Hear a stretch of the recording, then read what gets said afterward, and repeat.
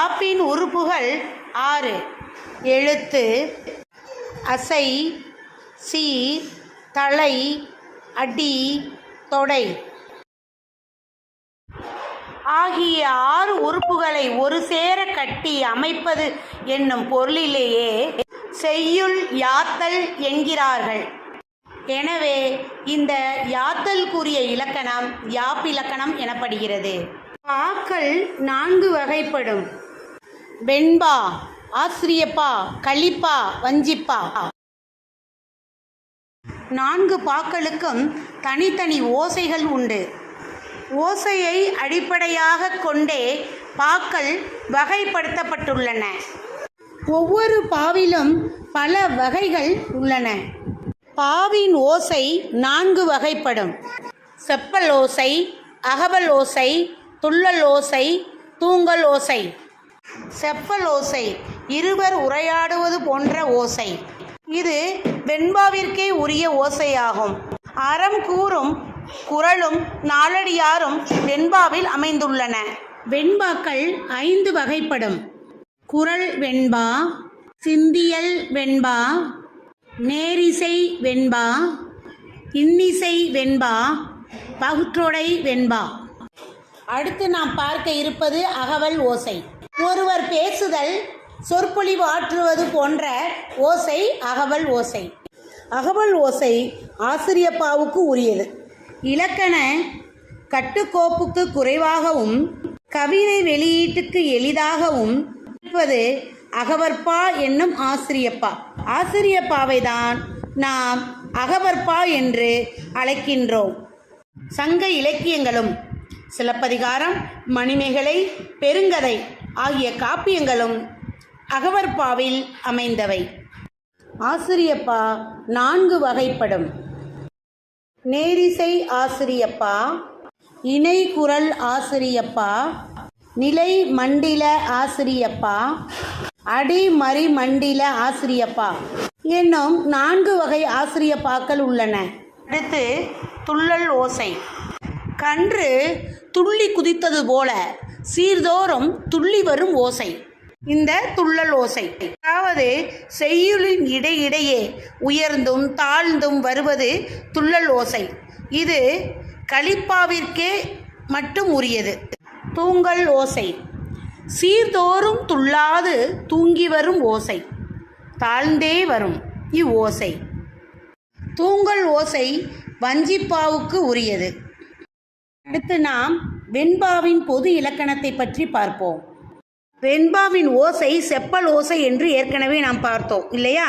எனவே வெண்பா செப்பல் ஓசை பெற்று வரும். அடுத்தது சீர் எப்படி வரும்? அடி முச்சீராகவும், அடி என்றால் இறுதி அடி 3 சீராகவும், ஏனைய அடிகள் 4 சீராகவும், தேர்ச்சீர் வெண்சீர் மட்டுமே பயின்று வரும். வெண்பாவிற்குரிய தலைகள் தேர்ச்சீர் வெண்டலை, வெண்சீர் வெண்டலை மட்டும் பயின்று வரும். அடி எப்படி இருக்கும்?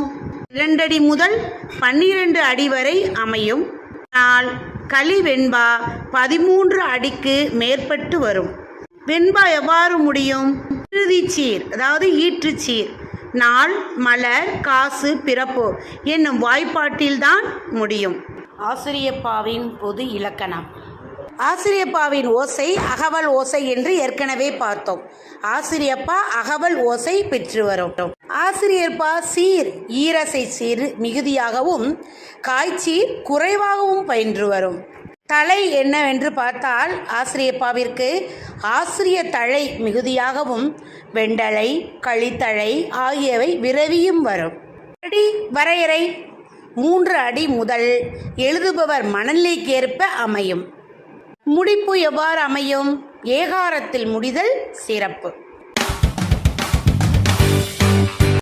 அலகிடுதல் என்பது சீரை பிரித்து அசை பார்த்து அசைக்கேற்ப வாய்ப்பாடு காணுதல்.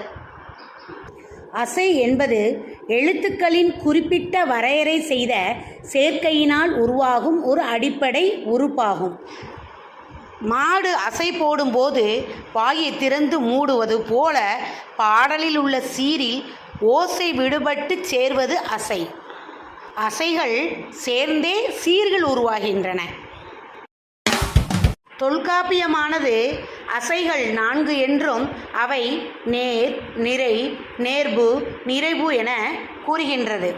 ஆனால் தற்போதுள்ள இலக்கண ஆசிரியர்கள் அசை 2 வகைப்படும் என்றும் அவை நேரசை, நிறையசை எனவும் கூறுகிறார்கள். எனவே அசை 2 வகைப்படும், அவை நேரசை, நிறையசை. நேரசை 4 நிலைகளில் வரும்.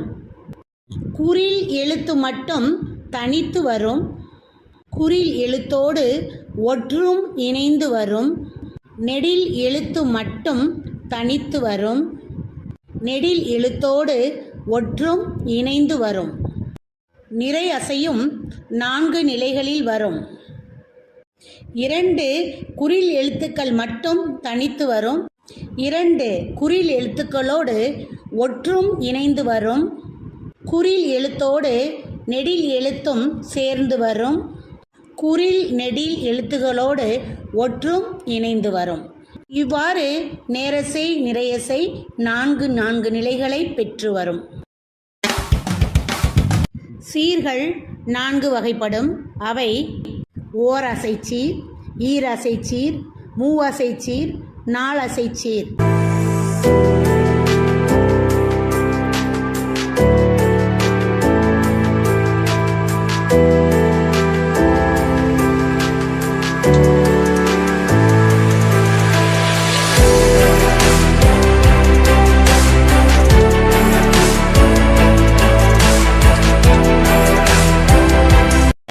ஓரசைச்சீர் 2 விதமாகவும், ஈரசைச்சீர் 4 விதமாகவும், மூவசைச்சீர் 8 விதமாகவும், 4 அசைச்சீர் 16 விதமாகவும் அமைந்து வருகிறது.